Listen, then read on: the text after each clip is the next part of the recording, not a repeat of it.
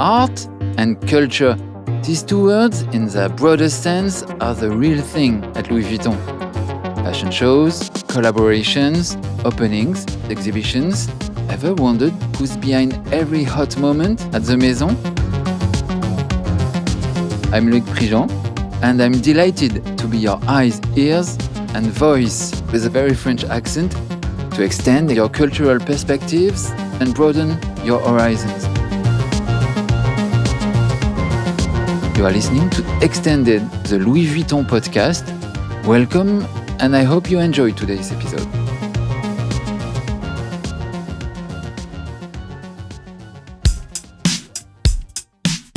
This podcast is about culture, any facet of it. Sport is no exception. The quest of excellence and satisfaction is one of the most obvious parallels we can draw between sports and Louis Vuitton. There's also the team spirit, the sense of community, joining people on the playground and beyond. There's of course the celebrations, the winning moments, which uplift whole countries together. Since the 1980s, Louis Vuitton has actively taken part in these cultural moments, and there's a claim that says victory travels in Louis Vuitton. It's a serious claim because tennis, football, sailing, Formula One, basketball, e-sport, and rugby, for all of them, Louis Vuitton has crafted plenty of custom-built trophy cases for the most iconic international sporting events. The 2023 Rugby World Cup trophy trunk was, after the 2015 one, another big moment, huge moment in the history of the Maison as an official partner of the tournament. On my side, beside biking with overpriced rented electric bike in Paris, my favorite sport is running from one fashion show to another during fashion weeks. It should be a sport. I mean, it is a sport.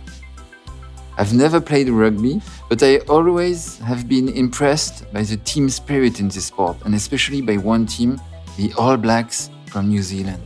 It is time for a conversation with rugby legend Dan Carter, a committed and driven man, a sports icon, a multiple record man, twice winner of a World Cup, speaker and writer.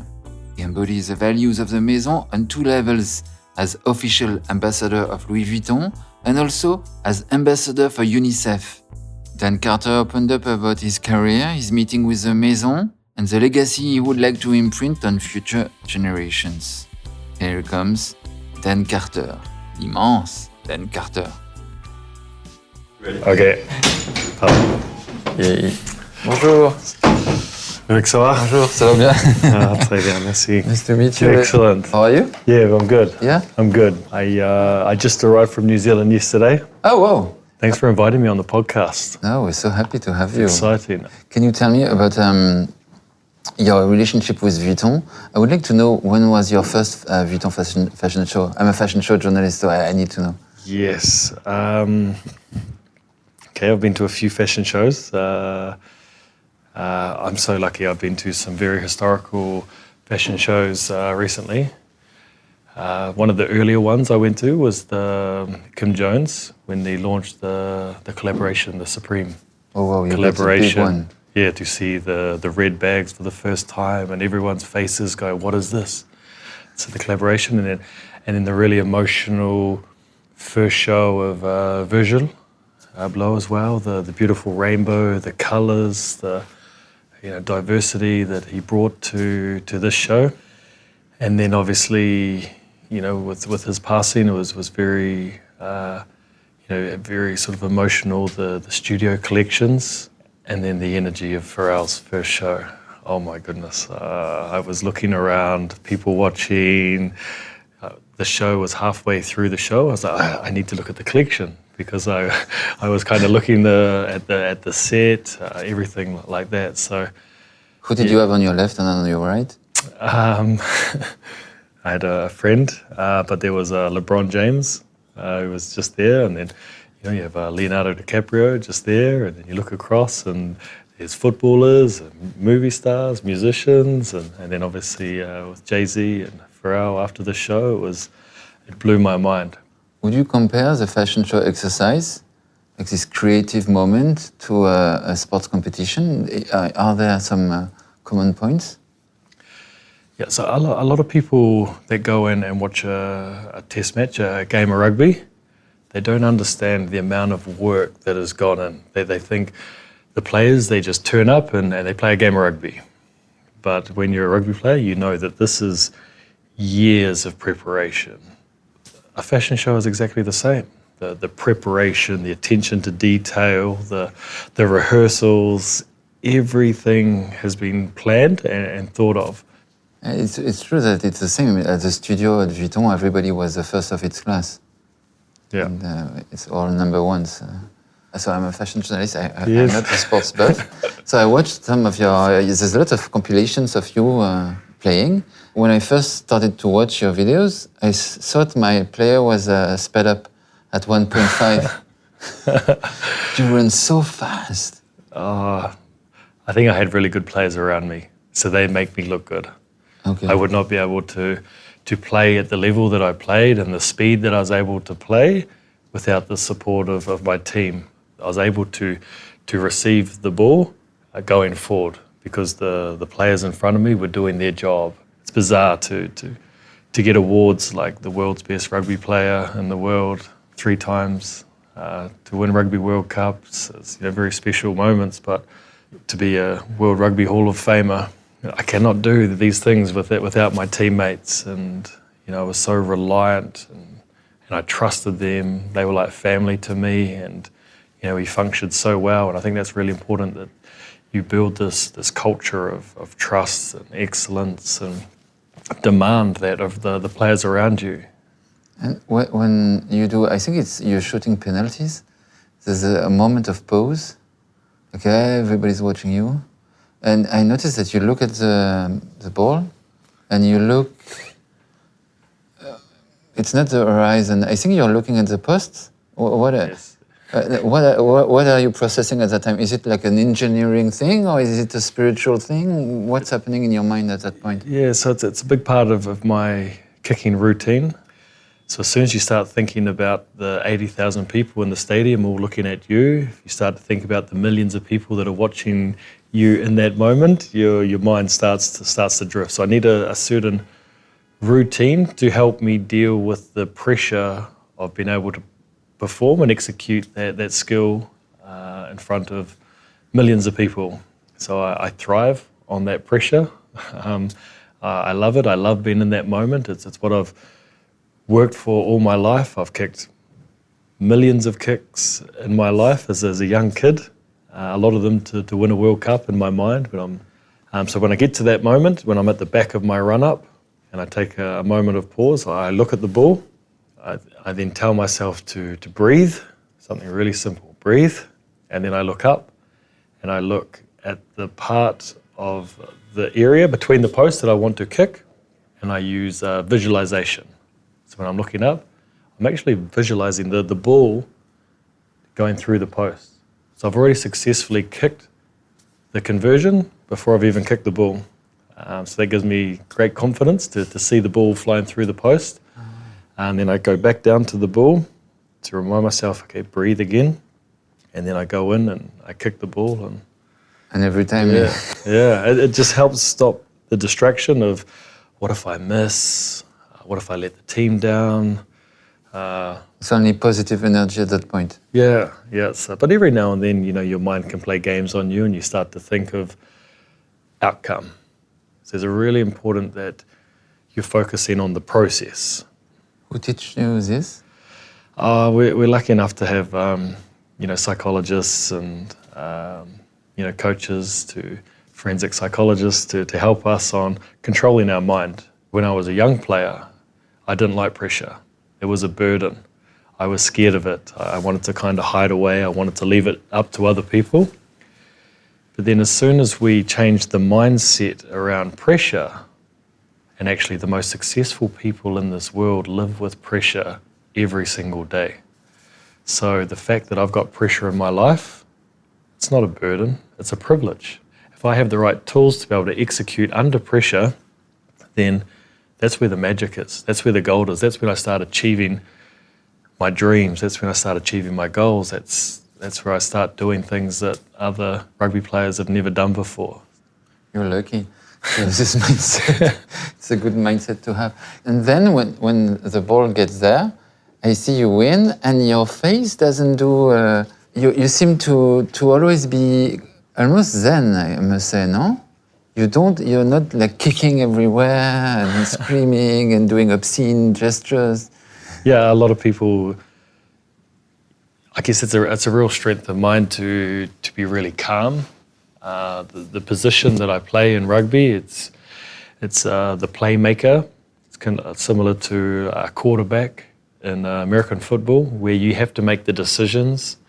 You have to make the calls about what attacking play that you're going to make. So you need to be really calm. You need to be really clear. Even in victory. You need to be really decisive. So the decision making is really important. But yeah, no, I get a little bit emotional sometimes, when we win important games. But at the end, after it's ended, no? I'm normally so exhausted that I don't have the energy to celebrate too much. No, but there's a part of the humility as well. So yes, you've gone to war against your opposition, you've won, and you're gracious in success and you're gracious in defeat. So it's important that you celebrate with your teammates, but you shake the hand of the opposition immediately. I was told that one of your first contact with Louis Vuitton was when Michael Burke, the CEO at the time, asked you to participate into a briefing for management about humility. Yes, believe it or not, Michael Burke, he used to play rugby. Did he? I didn't know. Yeah, as a kid, he in the northern parts of France, where it's really rough, and he played in a position where the big players play. So he was getting in amongst the physical side of rugby. So he understands the values of sport and the values of rugby in particular, and he knows the importance of humility that the All Blacks really put a lot of emphasis on. So he asked me to speak around humility to all the Louis Vuitton general managers that were in Paris. I was in Paris playing rugby here. So he asked if I could just share some experiences around the All Black culture and how we used to spend a lot of time working on humility. So I talked a lot about gratitude, that no matter how successful you are in life and in business, it's important that you're grateful for everything that you have. The importance that no matter what position you are in your team, culture, business, that you're all treated equally. No individual, no person is greater than the team. Why did you become an All Black? What was the journey to it? How did you... I think you watched your first rugby game at what age? 5. Yeah. And you were obsessed right on? Yes. It was the inaugural Rugby World Cup. Oh. And it was played in New Zealand and Australia. And as a 5-year-old boy, I was watching on the TV this All Black side. As a 5-year-old boy, I was watching on TV and I wanted to be like my heroes. I wanted to be like them. So I was watching John Kirwan score tries. So I'd go straight outside and I was trying to emulate John Kirwan, trying to score tries like him. I wanted to be like him. In my teenage years, there were guys like Jonah Lomu. I just wanted to be like Jonah. He was 120 kgs and could run 100 meters under 11 seconds. So I was never going to be Jonah Lomu, but he was a player that I looked up to. So I always had this dream of playing for the All Blacks ever since I was 5, and I watched the All Blacks win that inaugural Rugby World Cup. I grew up in a little town of only 700 people, a little country town. So I was like, yes, it's a dream, but it's not going to be reality. It's a bit of a fantasy, but rugby is something I love, and I'd love to be an All Black one day. What did your parents say? Oh, my parents, they probably thought it's every boy's dream in New Zealand to be an All Black, but only a select few get that opportunity. So they were very supportive. The game wasn't professional back then, so it was still an amateur sport. The game went professional in 1996. Yeah, I was 14 years old, and then so when I turned 16, I thought, okay, right, maybe I can have a crack at being a professional rugby player. So I moved from my little country town into a big city, and I finished my last year of high school at this traditional rugby school, Christchurch Boys High. This is a stepping stone to me being a professional rugby player. I took it really seriously, and I was like, right, if I go to school here and I play some great rugby here, I could potentially be an All Black or a professional rugby player. I had the worst year of my life. Why? Because I didn't know how to deal with the pressure of going to this famous rugby school. I just wasn't playing good rugby. I was so nervous about playing in front of big crowds. I couldn't deal with the expectation of playing in a team or a school that had had so many All Blacks before me. It was just such a new experience. But what I later realized is the reason that I was struggling is because I was playing for the wrong reasons. I was playing because I thought this was a stepping stone to being professional. Now I forgot about why I play the game. The most important reason that I play rugby is for the enjoyment. It's what I love. It's for fun. I completely forgot about the enjoyment of sport and became too serious about, right, this is my pathway to being a professional rugby player.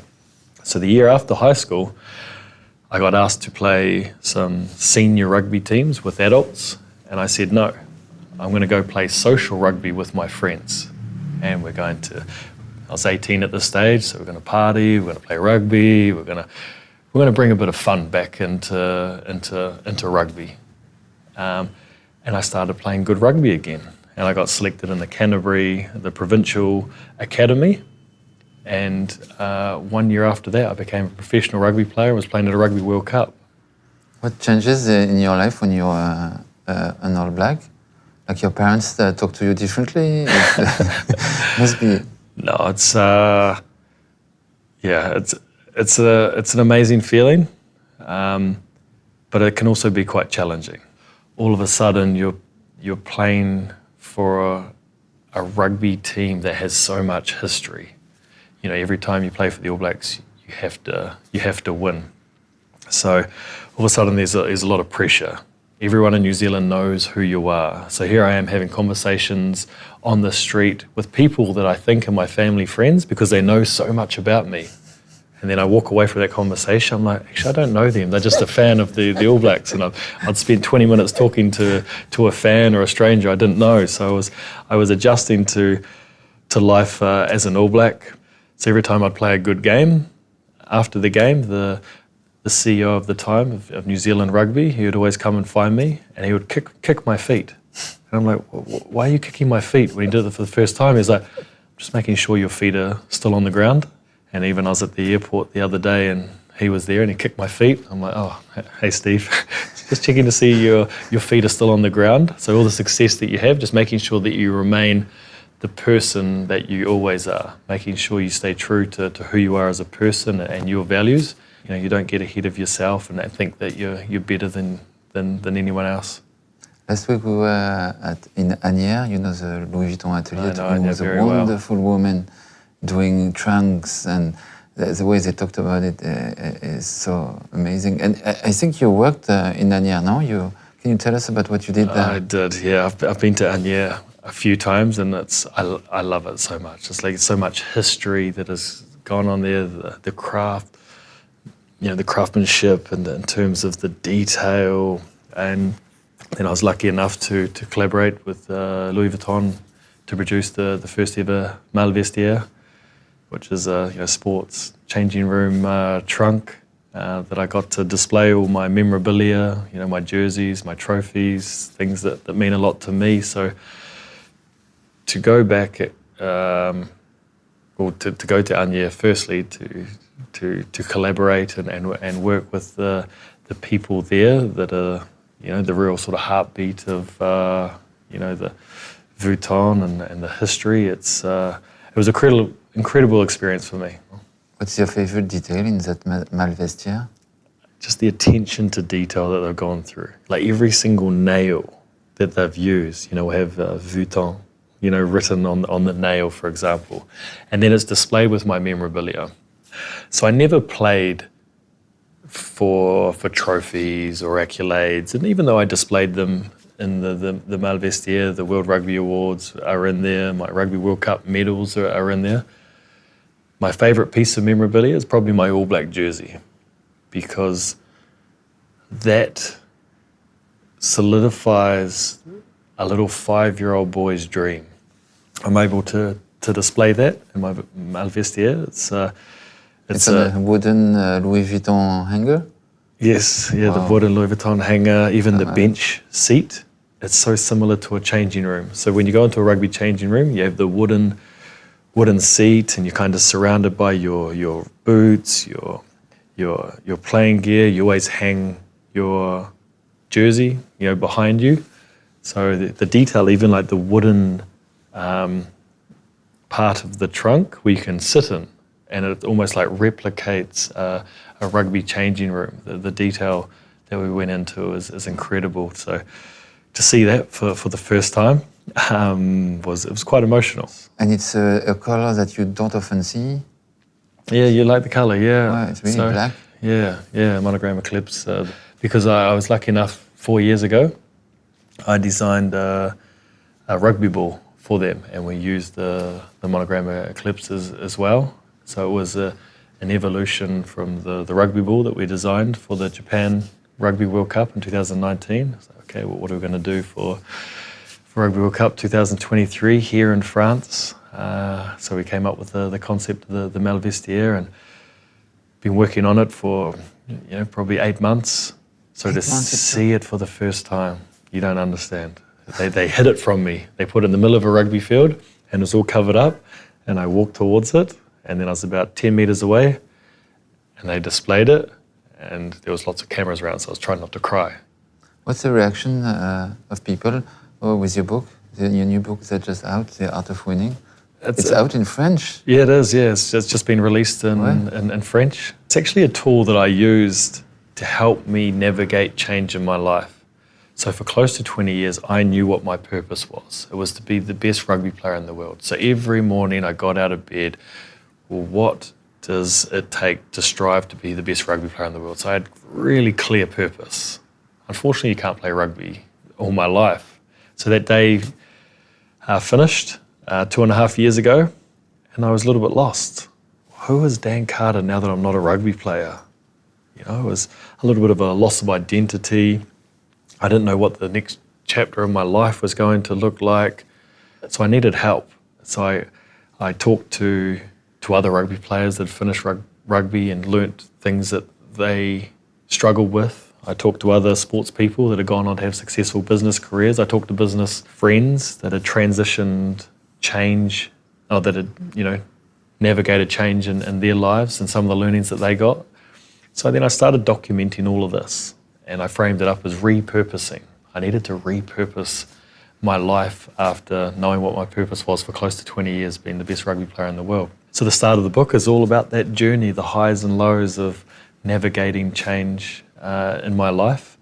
And then something I realised is how passionate I was about helping other people. So I wanted to use this book to inspire other people to be the best version of themselves. And I was obsessed with winning.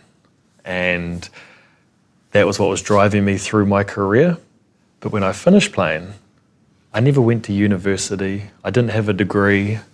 So I had a lot of self-doubt about, why am I sitting in these board meetings? Why am I sitting in these business meetings when I wasn't that well educated? And then all of a sudden, when I look back on my career, I realised actually rugby, sport, has taught me a different education.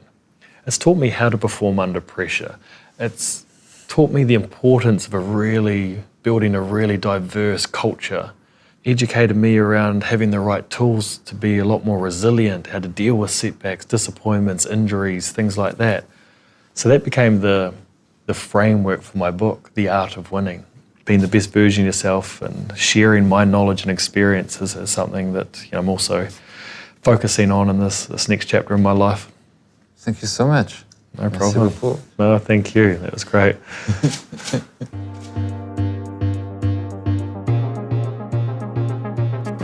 Thank you for listening to Louis Vuitton Extended. I'll be inviting you soon to discover new stories, with a company of visionary personalities. You will find all the episodes on your favorite listening platforms, such as Spotify and Apple Podcasts. You should subscribe to the podcast to get notifications so you don't miss any upcoming episodes. I look forward to welcome you back.